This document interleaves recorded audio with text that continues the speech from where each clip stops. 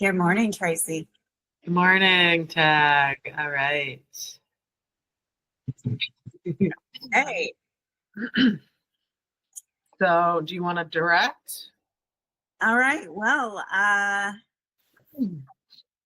there is some unfinished business from last week, and that was the dream. I can talk about that on a separate video, unless you want to know what it's about. The things that had transpired within that time frame. I think that's good. We can segue into that. Let's. So I'm Tracy Constantine. I'm with the Mother House. I'm an RN, and am now the holistic health guide there, and I'm getting deeper and deeper into like the meaning of the sacred space and what it means for me and for the people. And it's a place where the Father Spirit and the Mother Earth can, join forces and live in a place of balance and heal from a place of balance. And so more to be continued. And of course, I am Tag. I am a menopause and women's health holistic practitioner. And if you're dealing with issues with hormones, sleepless nights, night sweats, the list goes on and on and on and on. And if you do not want to suffer anymore, I introduce you to alternative ways to come back to yourself and realign based on your own personal blueprint, because as life has it, one size does not fit all. So if you're unsure of the symptoms that you're dealing with and you want some type of solution to it, or just to see where you are on a scale, I will include a quiz in the description so you can go through there and fill that out and see where you are. And if you like a consultation, my information is in it. Love that. Love that. Yeah, you can go to themotherhouse.com.org and just schedule a connection call, and we can talk a little bit more about how to integrate shadow and develop a wholeness and live from a place of joy.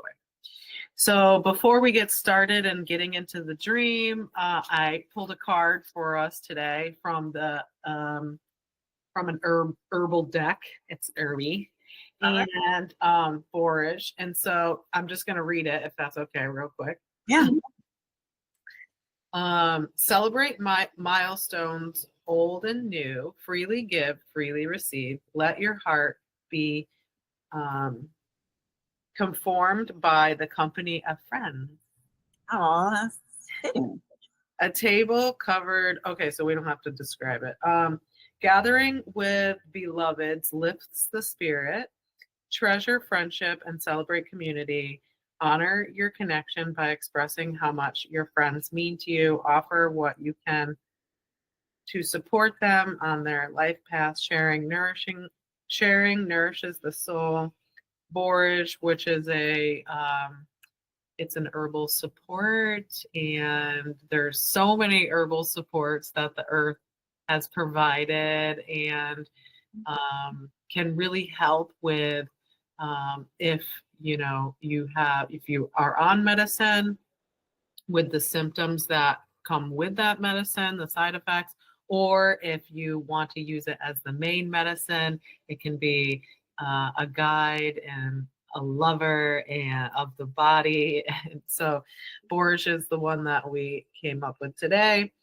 And I'll just finish that off with it's a continuously flowering plant that encourages a long-lasting relationship with our pollinating friends, teaching us to give freely without expecting anything in return. Drinks made with borage flowers lighten the mood and inspire our courageous heart. Let old tensions be dissolved and replaced with love. Embrace a carefree attitude and watch your joy expand. That's nice. Very fitting for today. Yeah. Okay, so where were we with the dream? Okay, so I had set a three-day intention to show me the signs and direct me in the path and just tell, let it unfold as to what the meaning of this dream was. And so I ended up going to a farmer's market in town. And this is in the dream. Still. No, this is real life. Okay.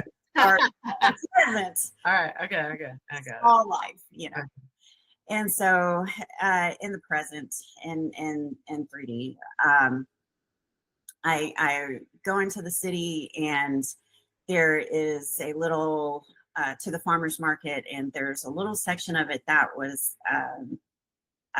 cut off that had musicians and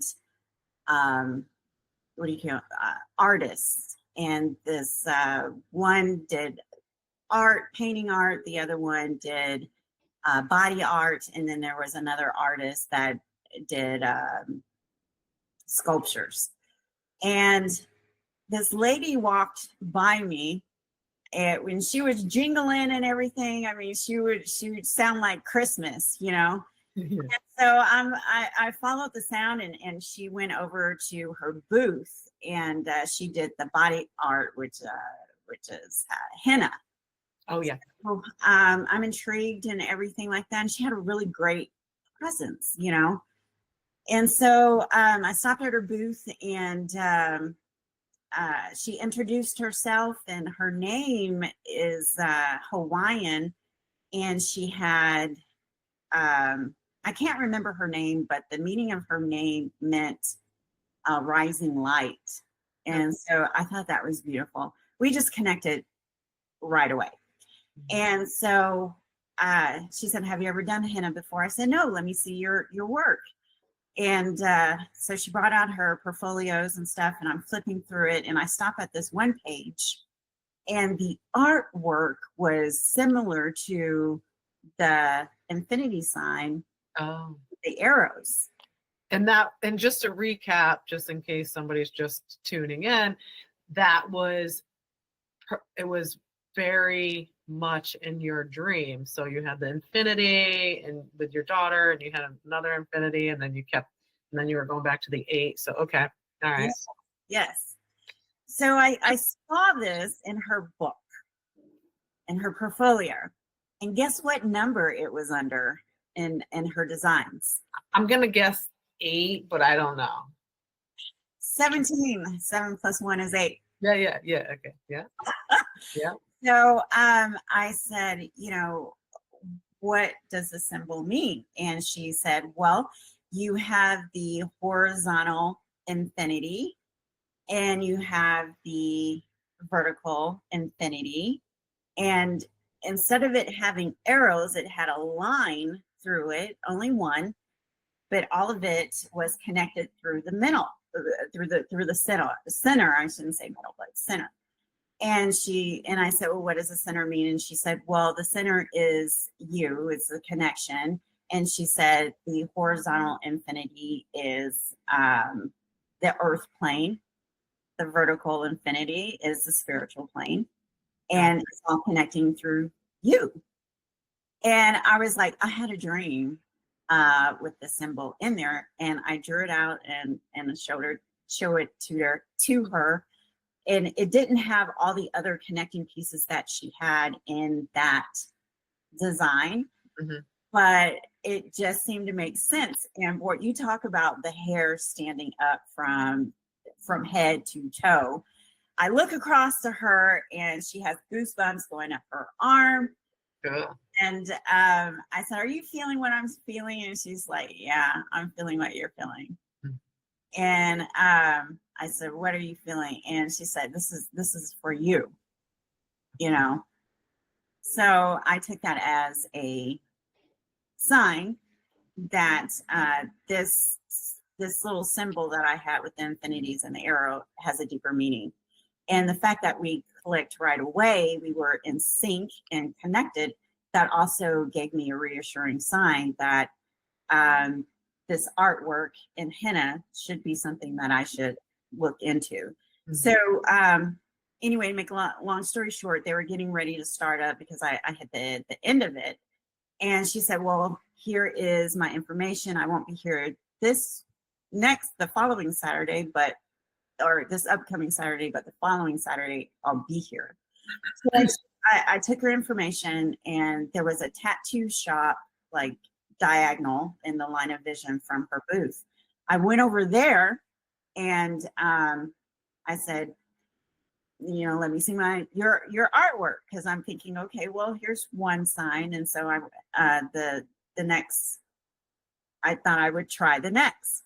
So they didn't have anything in their books with the infinity sign or. Is this still henna, or now are you into I'm in the real tattoo? I'm in the tattoo shop. Tattoo, but I'm okay, cool. Yep, loving it. Canvas. I think I might want to invest in something like this. Let me take this information, sleep on it, pray about it, blah blah blah.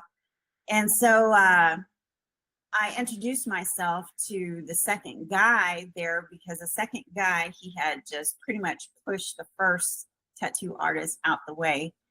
And I'm like, okay, well, this must be a sign, he's wanting my attention.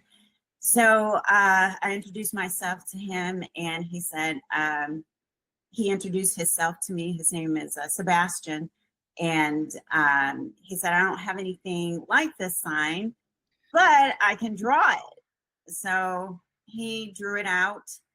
I showed him a picture. He drew it out, but there wasn't a connection. There wasn't there wasn't a vision there. It was just very basic.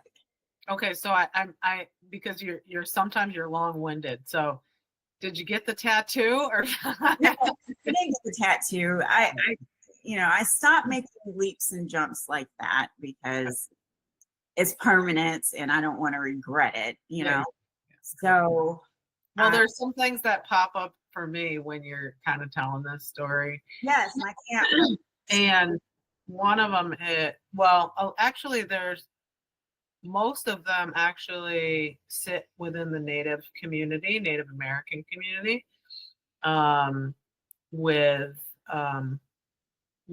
The first one is I bought a long time ago at a Native American festival a beaded belt, and in the center had a symbol. And when I asked her what the symbol meant, she said it means one dish.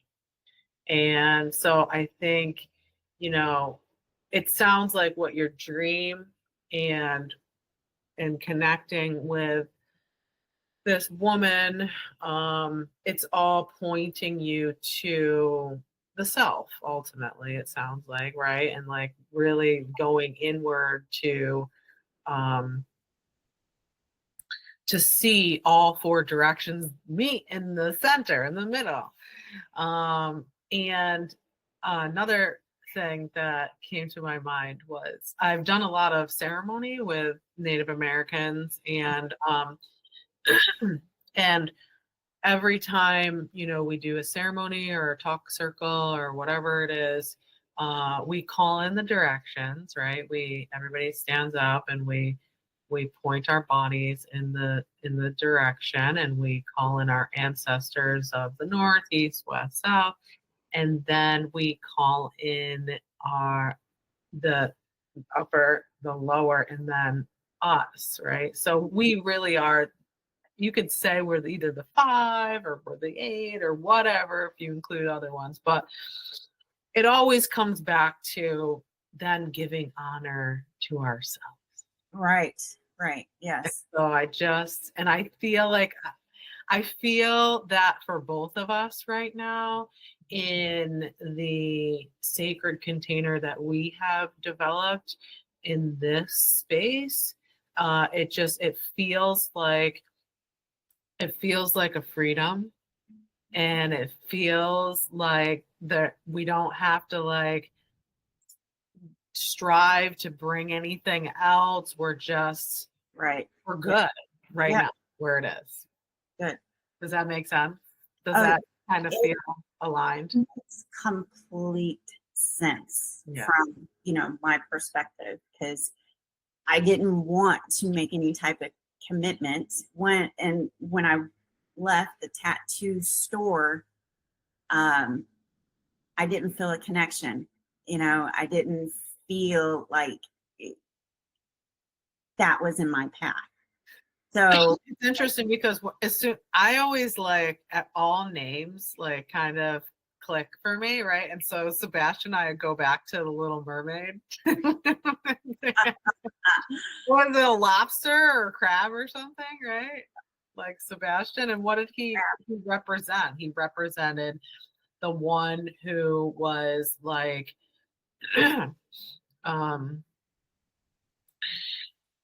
well, I don't know. I mean, he was the one that was supposed to make sure that the Little Mermaid, what the heck was her name? I don't even know. Ariel was safe. Yes. Right. And so maybe the reason why Sebastian said move over to the other guy, because the other guy might not have been the right energy for you and could have been like some type of forceful subconscious energy. And here comes Sebastian allowing for that space. You were going to play with it a little bit and then allowing for you to make the decision of where you need to go. Right. So that's cool. That could be it. Yeah. Yeah. Cool. Love it. Like you, well, when I discovered that I was adopted about 4 years ago, and I had the DNA test to see, what my heritage is. Oh, okay. I do have Native American, which is a second generation, and then I also have Japanese, which is a third generation, and then all these other bits and pieces in between. That's within the first and second generation up to the third.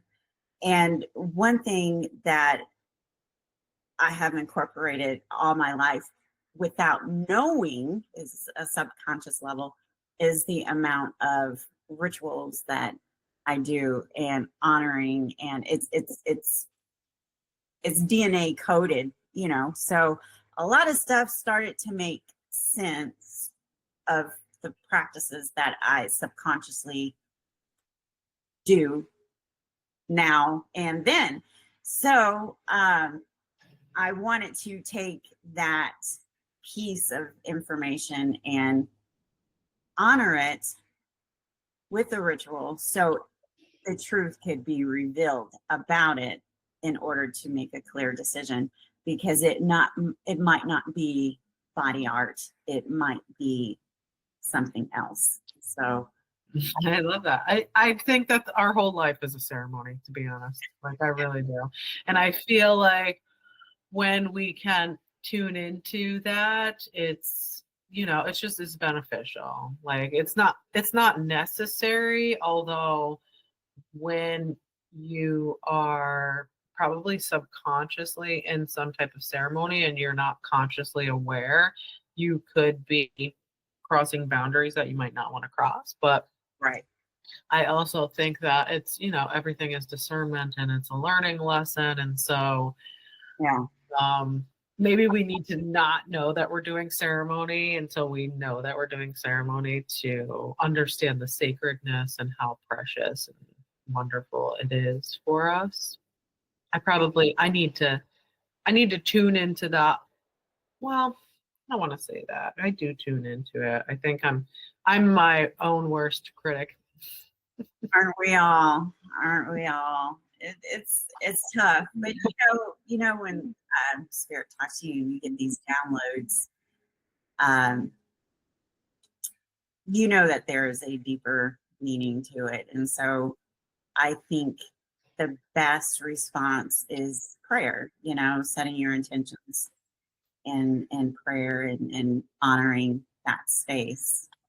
I don't do it for every single thing, but those big things like that.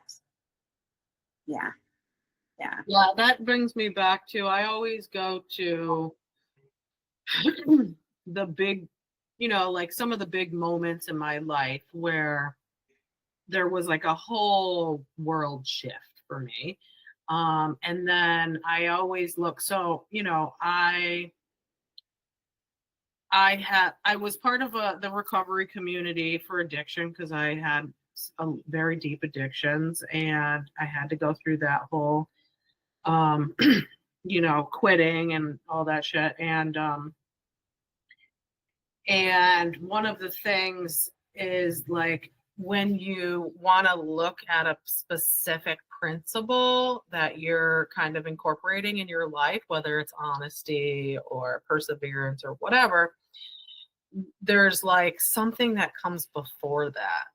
There's always something that comes before that. And I noticed when I kind of checked back with myself, I'm like, oh my God, I prayed. That was a prayer. Yeah. Right?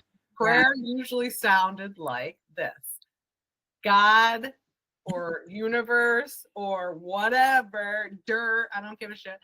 I don't want to live like this anymore. Right. Yeah. I don't want, I can't, I surrender. Right. Yes. And then ultimately the shift starts happening. Yeah. Yeah. So prayer is good. Prayer is good. Meditation is good. They say, right, prayer is speaking to your higher self, God, whatever you want to call it. And meditating is listening. Right. Something that a lot of people have a hard time with, the listening part. Yes. But I really want to go back to because I had a profound healing yesterday with a woman who, it was her first time having a healing. And we kept, you know, this thing keeps coming up where it is the marriage of the mind and the body. And really looking at, are they communicating? They're both there. And I mean, I can sit in my mind and my mental, and I can say, don't sit in your mental, or I can say, oh my God, there's so much cool information, and like be enthralled with that. Right. And then I sit in my body and I can say, you know, oh, there's pain, or there's joy, there's happiness, whatever it is. Yeah. But connect the two is the piece that I think, and I'm going to bring this in, which is the component that I don't think, okay, this is what I'm going to say. The medical, not medical, but the scientific world doesn't have a lot of space for that. And the spiritual world,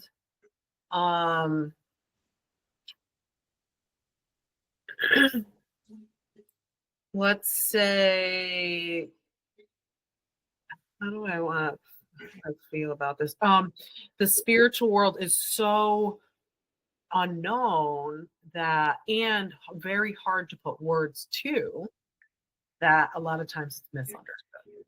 Right. Yeah. It's very misunderstood. I had the anatomy and physiology professor that he put it in a very simple term. He said, science and God is the same but different. Oh, I love that. Just keep it in mind, you know. And so that really put me in, gave me a perspective to work around instead of bashing one over the other, you know. Yeah, I love that. It is true, because it is the same. And I feel like it's the same, but a lot of times the perspective, the how we're perceiving it is just on different parts of the timeline. Yeah, right. The same but different. Yeah. And it's kind of like, it almost goes like this sometimes, right? You're thinking, okay, this one's behind. No, that one's behind. No, this one, right? And like, when really that's all the illusion, but right. But yeah.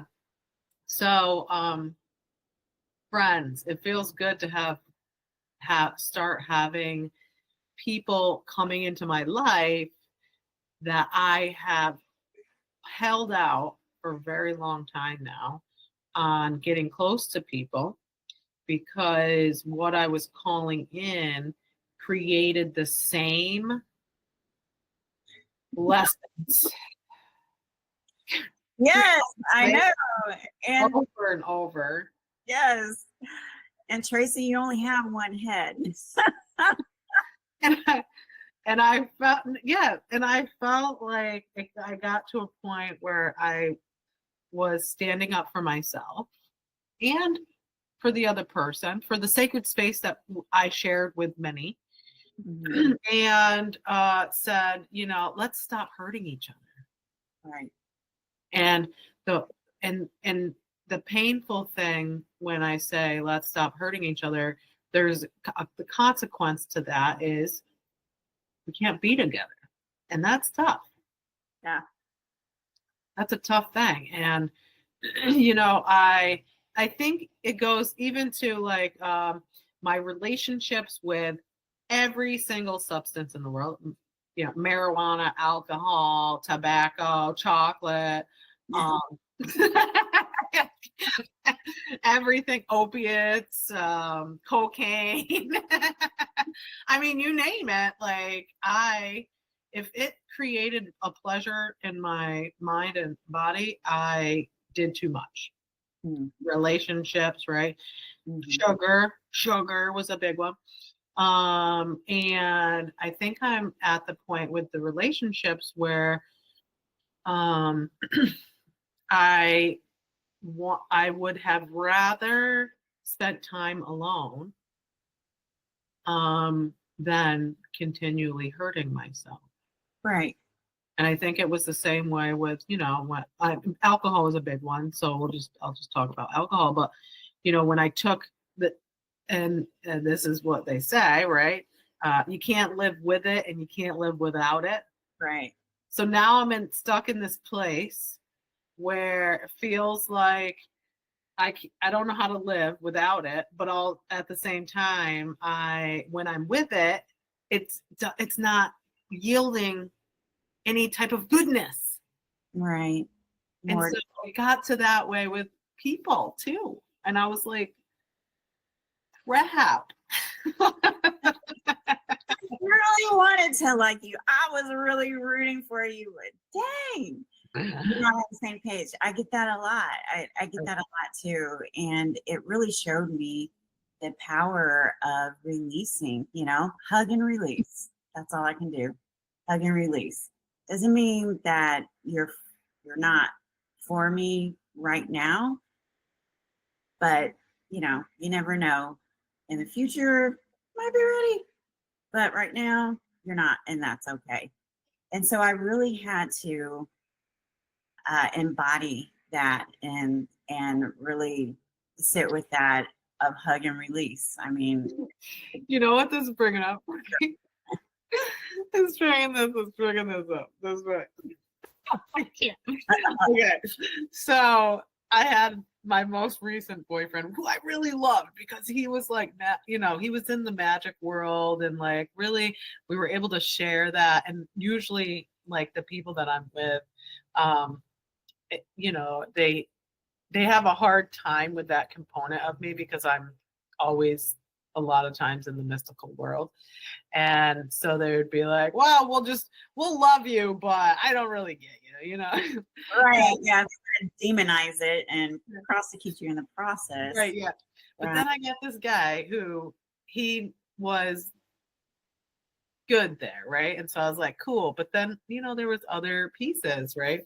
And one of the biggest pieces is I want a person who wants me. I want a person who wants to commit to loving me. Mm-hmm. Not like spend all their time with me or anything like that, but like a deep connection that where they want, like in part of their life is actually like putting some effort on how to love me better. Right. Yeah. How to like find out who I am, and I'm like a mystery, but it's cool, right? Instead of I'm a mystery and you scare the shit out of me and I gotta go. Or I'm gonna put up a wall and whatever, right? Yeah. And so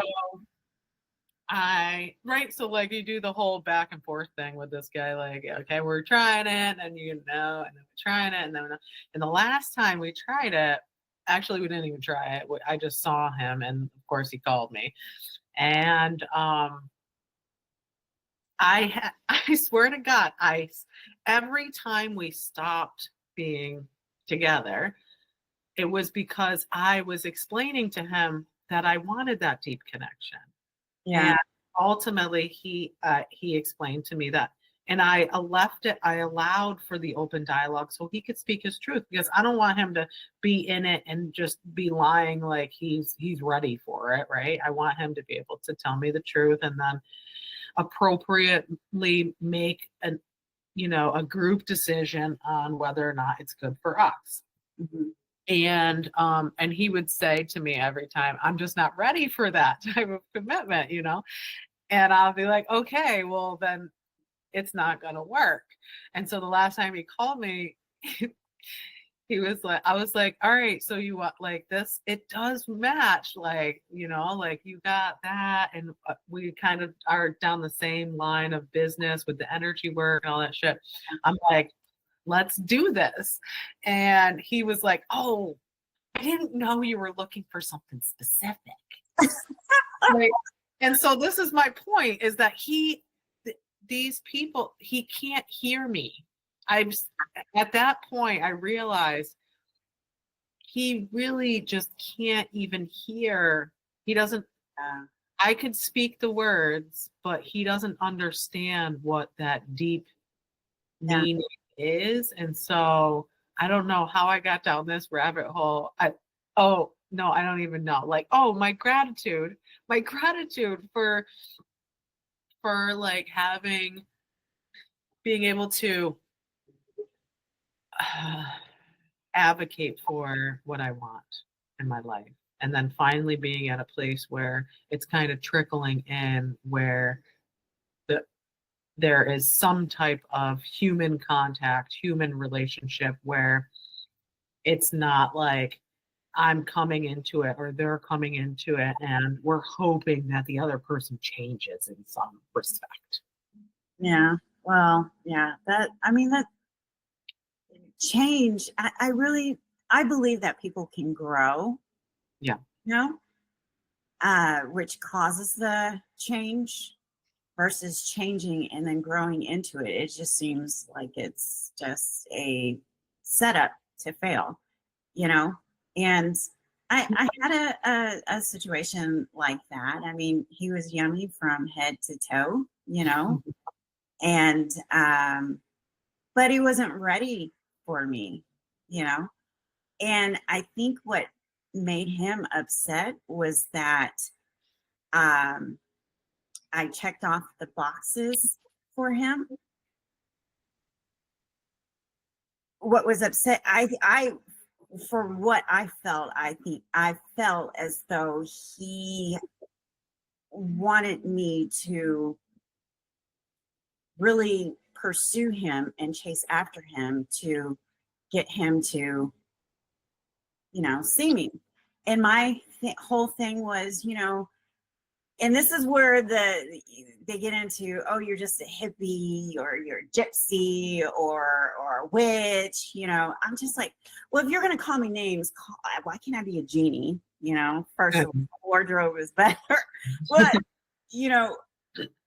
because I wasn't pursuing him, I feel as though he thought that he wasn't enough for me. And that wasn't true at all. It was clearly, you're not ready for me because maybe that is true. That's the piece where, like, I don't want to be mean to people, right? And so I kind of skate around like it's not because you lack something, but it is. You don't lack something in your own personal bubble, but for me, you're not good enough. Isn't that crazy? For me, I put these things for myself saying, I want a man who can show up for Right. me. At the end of the day, you're wanting them to show And up. so ultimately, yes, it's going to make them feel like they are lacking something, but they're not lacking anything. It's Right. just not right. But It's- for me, they are lacking things. Like for you, you're right, I can't check all the fucking boxes, and I want to check all the boxes. well, for me, Tag, and it's not about it that they can be in lack, but if they don't want to, if you can see that they don't want to, work at that for themselves, and right? they're happy where they're at. That's Why? not okay for me. Right, exactly. Why would I want to try to force anything when it's clear that you rather be someplace else than sharing space with me? So, And you know what it is that it feels, and I think this is for everybody. This would be for me if some guy or girl or whatever I'm interested in was at a different level of what they wanted for themselves and didn't check all the I didn't check all the boxes for them. I have to understand, but yet I want to be with them because it's like they have maybe some things that feel good. I don't fucking know, right? And no, I do know because this is, and actually I was thinking about this yesterday. I can't wait to hear this. So it brings me back to high school, where I was always all the boys' friends, right? And then I would have this crush on this one dude, and he was like the most popular guy in the world. But I came from like a more poor family or whatever, and so I didn't have all the coolest things and the whatever, right? But I really wanted this guy. His name is Matt. Matt R. and and I could not understand that at the time what I was going for was very superficial. It was very superficial. It was because he was cool. He looked cool. He had cool things, whatever, right?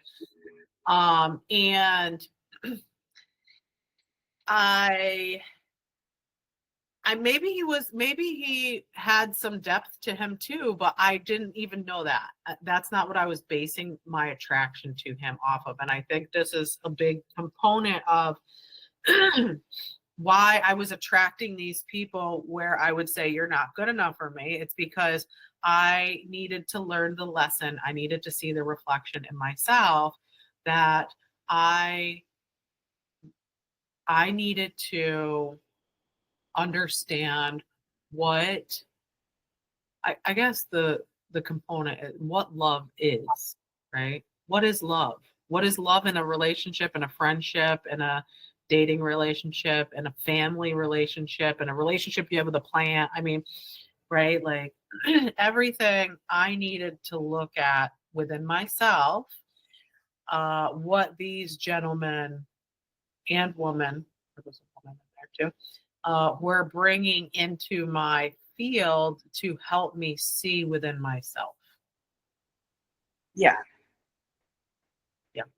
So it's not that they weren't good enough. It was that I obviously had a component of I thought I was not good enough for what I was going for, but I think I was basing what I was going for off of things that were not real.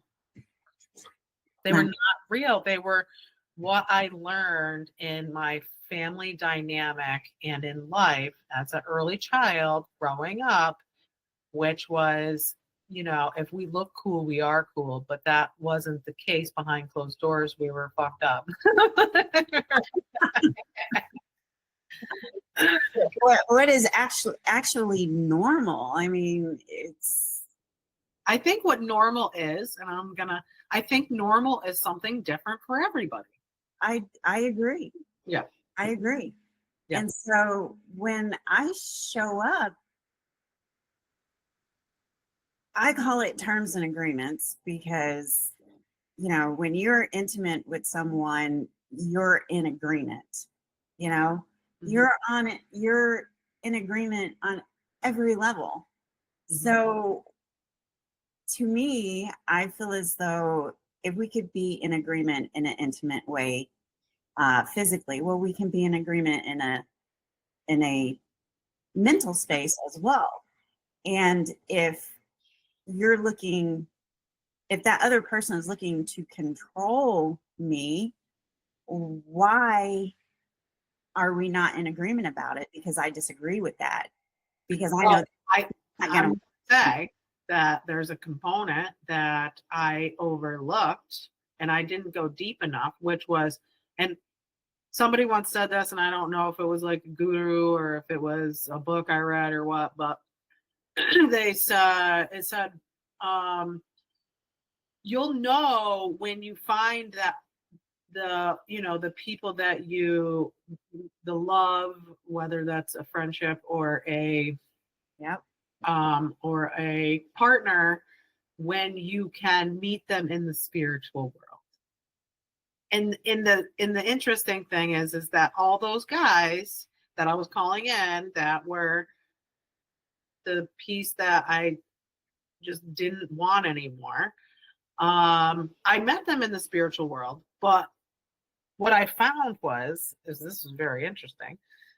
And I found this also with women, with friendships, or I'll even say / family, because a lot of people who come into my life is like kind of represent, well, it was, I think, hopefully I'm past this, but was representing specific people in my family that I needed to, figure out how to love before I could release. But what I found a lot of times was what I was seeing was a projection of what they wanted me to see from their own wounds, or a projection from my wounds in reflection. And then what was behind that was who they really were. And I'm going to go with it was all me, because a lot of times I would pull people into my world, and I'd be having these crazy like adventures with them, right? In my mind. Yeah. Like we're completely in love. It's day 3. We haven't even met physically, right? And they're like, hey, on the next, and I'm like, don't you know? No, I don't know. And I think it vice versa too. I've met people where, and I think this is where the whole, if you don't have a good hold on your mental self, you can ultimately be very scary for the other person. Oh, yeah. Because you are having that experience. The other person is not having that experience. They are triggering something in you to help you look at that within yourself, but it has nothing to do with your outside world. It is 100% just you. Yeah. And I agree. We get caught up in the illusion. I thought I was married to Jesus Christ, I'm telling you. I was married to Jesus Christ. I was married to Anubis, Anubu. I was married to, every single god in the ancient Egyptian world. I was married to all of them. But maybe I was in a different world, in a different life, in a different universe. And that's what I needed to see for myself. But it really didn't have anything to do with the people that were causing this to come up within me. Yeah.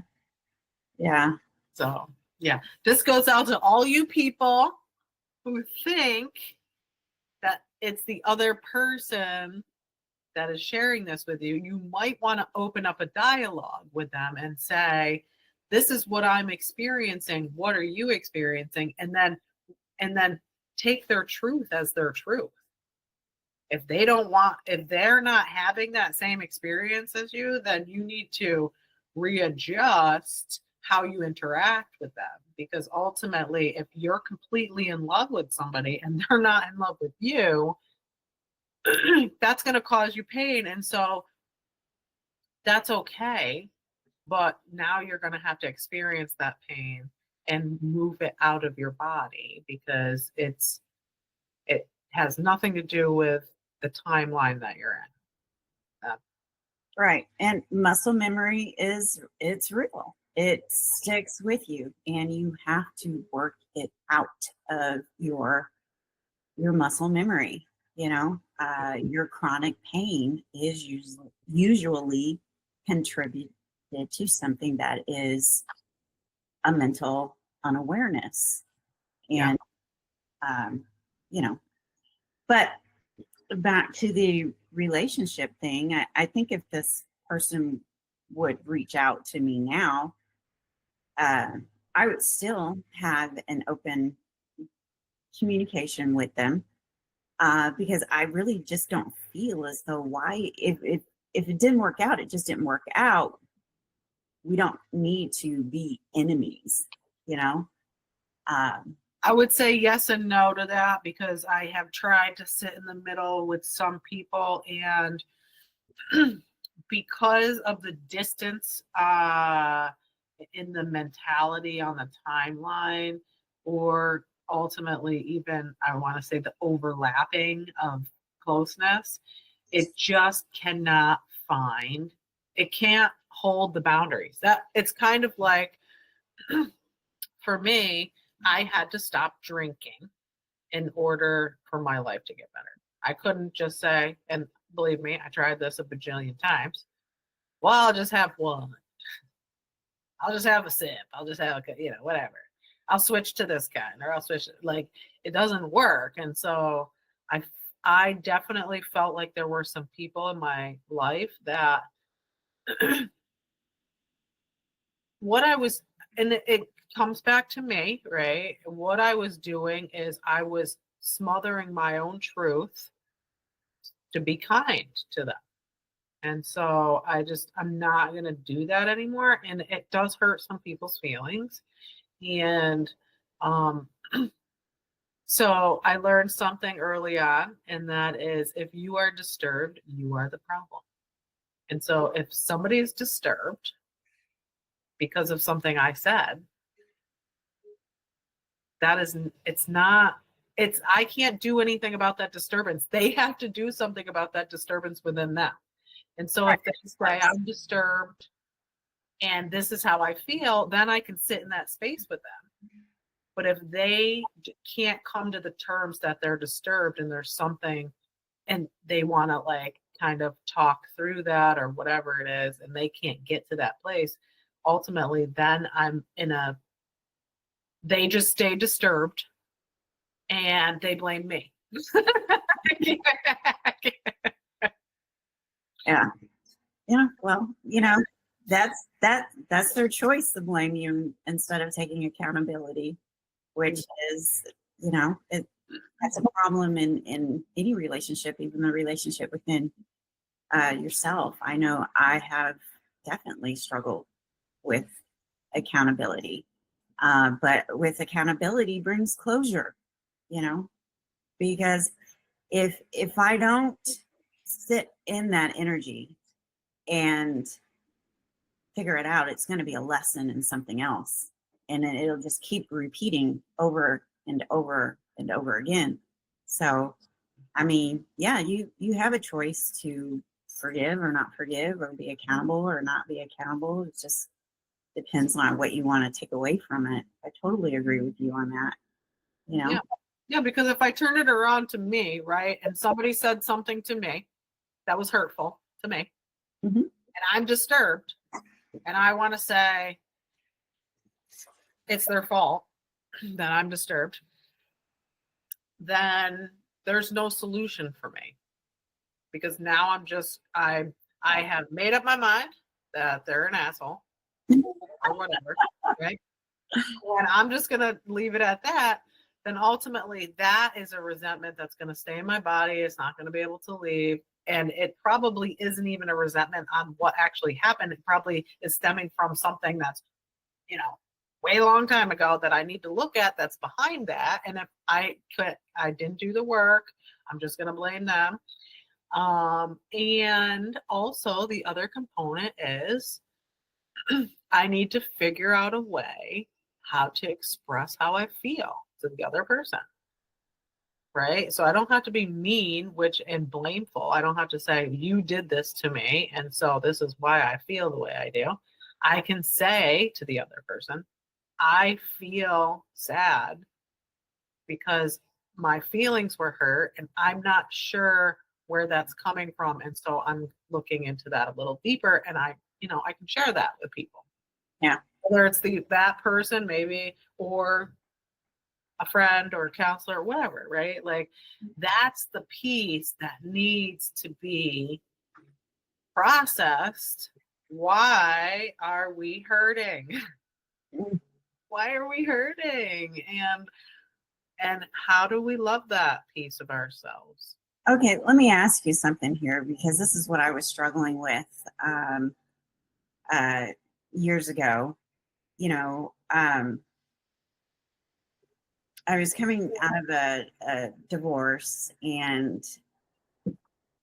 a friend of mine decided that he wanted to be more than just friends. And I'm like, no. Okay. To make a long story short, well, he decided that he was going to create this whole video about how stuck up and self-centered I was because I said no. He's not taking it. He's not taking it in perspective that I just went through a divorce. Men say this, or I don't want to label it with a gender, but the masculine part of our being has no problems with saying no until they're ready. Nothing happens. But because I said no, created a whole video, put it out there online, got this underground network going to bash me, all because I said no. Not fuck off, but no thank you. I'm not ready. And so, okay, so, and you can keep going, but I just want to point out here. So you said no, he got disturbed, right? Yeah. He needs to look at his own disturbance. But at the same time, a lot of people don't have a process for that, right? And so they are going to blame. And so he blames you. Now what? You're disturbed? No, I'm not disturbed. I've dealt with the backlash. But were you in the beginning, were you disturbed? Because if somebody did that, I probably would be disturbed, and I'd have to look at my disturbance. Why am I upset that somebody is bashing my name? What, right? All this stuff. I was very disappointed on his behavior after that situation, because there was no need to bash someone else's character, especially after coming out of a huge situation like that. I'll just say now, for the time we are in right now, a resentment means in Latin to rethink. So if we are ever rethinking anything, that means that we still have a resentment. And so what I have learned is how to set up a resentment in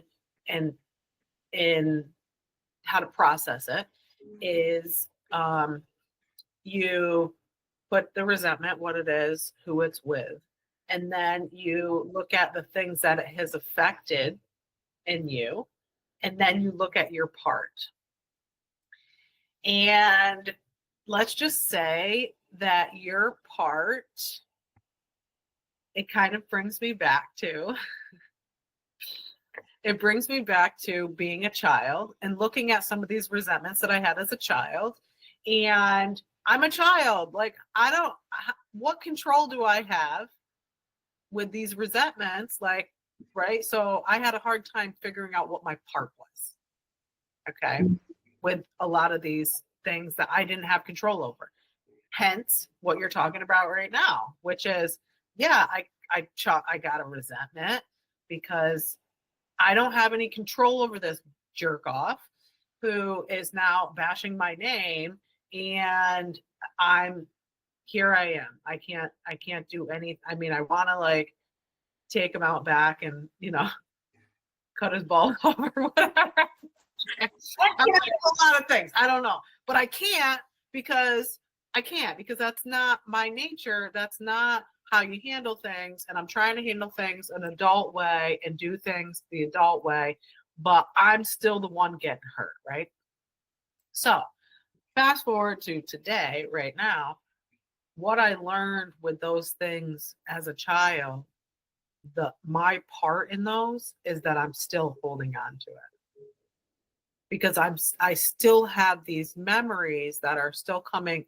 The experience, it's still there. It's still very much in my frontal cortex, and it is there.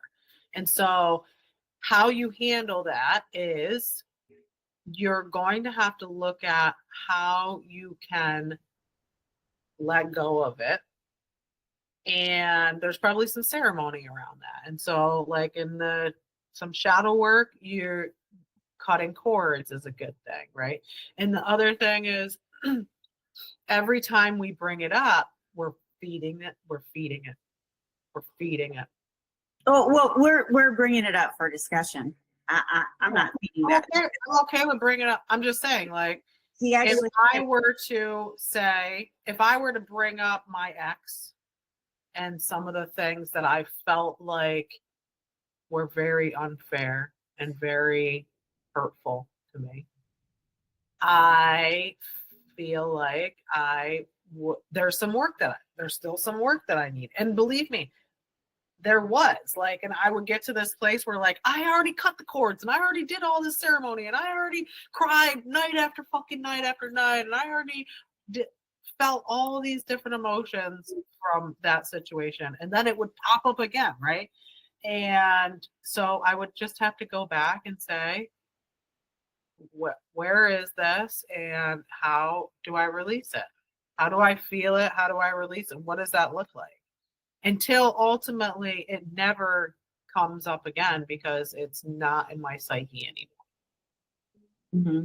Yes, I mean, a lot of people don't know how to do that process, and so I've always recommended to people to try energy healing to be able to step outside of their situation with a alternative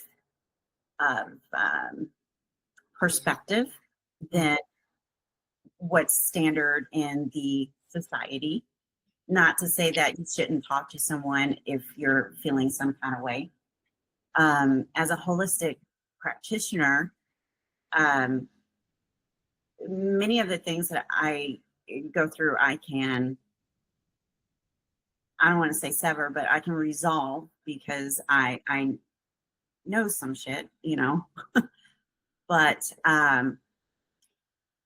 when I had meditated on that situation, the answer came to me and it was very clear. I should be congratulating him on his performance and putting that out there for, Facebook or whatever platform he was on, because that cleared the playing field of the people who I really do not want to associate with because they're linked to that person.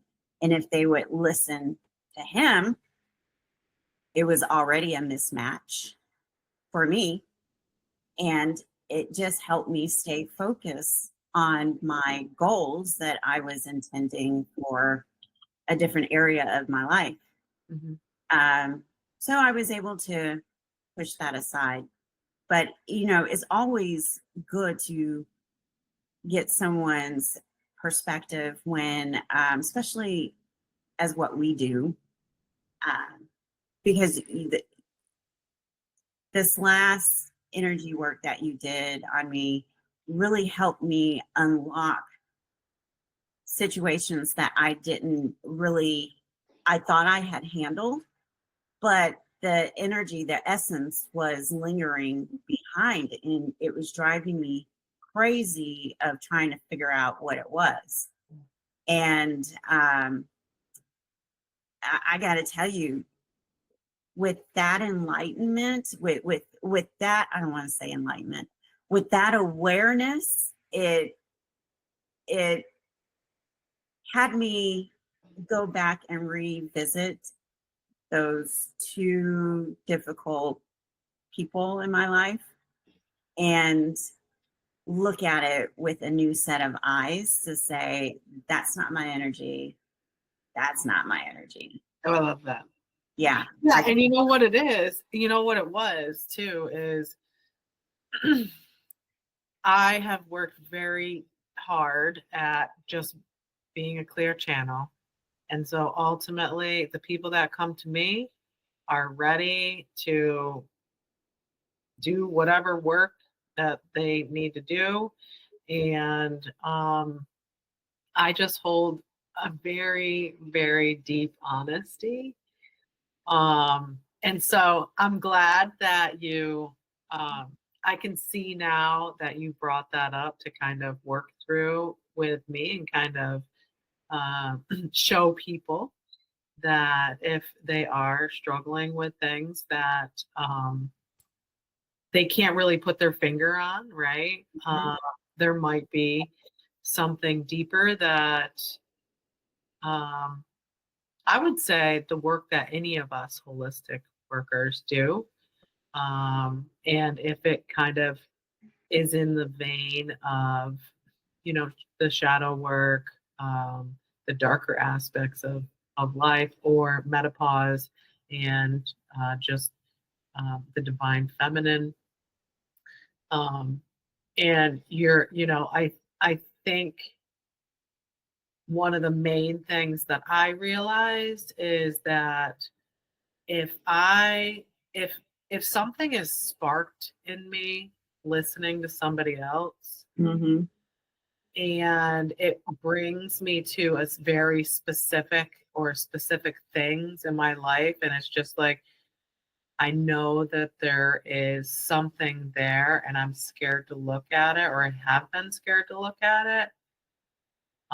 But I get to this place where I'm like, I have like this little bit of, yes, I'm ready. I'm ready to do it. Like, it has, I feel so great in my life that I have taken those steps when the call was calling me, and I was like, yeah, I know that I have, I should be putting money on this bill or that bill, but I'm going to get acupuncture today. Oh, good for you. Not today. I'm not today, but early on in my awakening, and in my awakening to myself and my healing journey and all of that stuff, like I would rather spend my money on an acupuncturist Mm-hmm. than go to TJ Maxx or something. You know what I mean? Like, I started to really think about like how important energy work and holistic healing was in my life, and it has proven to the right path. It has proven to be the right path, and I feel so good in my soul. Even when the tough times are hit, I just have developed such a connection with this a greater sense of energy that it's very supportive. So Yes. Yes, very supportive. Yeah. And the other thing that I also admire about the holistic approach is that we're, and it's a big misunderstanding as well, you know, because you can have your physician, your general practitioner, a doctor, and you know, the holistic practice is still a practice, and you still have to go through the amount of learning that any PhD would have to go through, but we target a different approach, and it starts with connection versus checking off boxes. You know, we're looking for a connection because our clients might not know the questions to ask and feel as though there's only one direction to get started from. But it's not. It's getting started is the right direction, you know, not the ailment, but the direction to move into. Okay, well, I've tried this. This isn't working.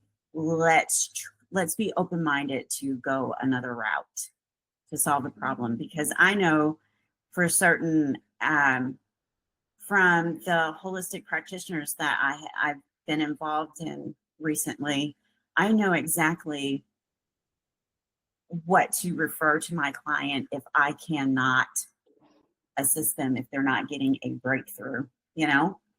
And I think we are, you know, being with within another platform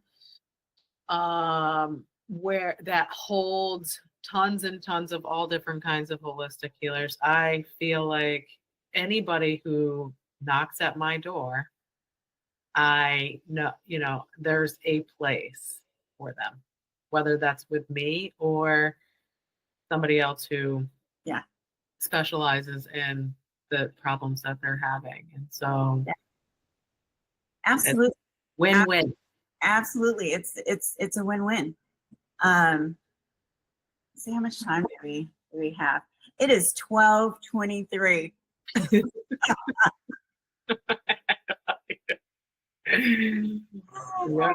I'm gonna have to get a timer to keep an eye on the time, but so much good stuff Yeah. comes out of this. Yeah. So it's just hard to want to end it, you know, within an hour time frame. Yeah, I feel like we're there. I feel like if, you know, if anything resonates in our conversation, if anything resonates with the whoever our audience, whoever is listening, you know, reach out, because it's important to have that initial dialogue to at least know yes or no, instead of just wondering if it could Yeah, work for you. yeah, absolutely. So yeah, we have websites right now that are live. Well, You know, mine's not. I had a 404, so I am looking into okay. tweaking that. But I do have a quiz that will be linked in here, so you can see where you are on your. But they can reach out to you right on this channel. Right? Okay. Oh yeah, absolutely. Yeah, yeah. Good. And I would also like to say that I am not affiliated with Kiss My Creative. Yes, Okay. Kiss My Arts is not affiliated with Kiss My Creative. I'm not sure why some content is showing up on that channel, but just to let everyone else out there know. Got it. Yeah. Okay. All right. So I guess we're going to end today's call. And Yay! Yeah. You can see us again when we come back. Right. And catch your next video.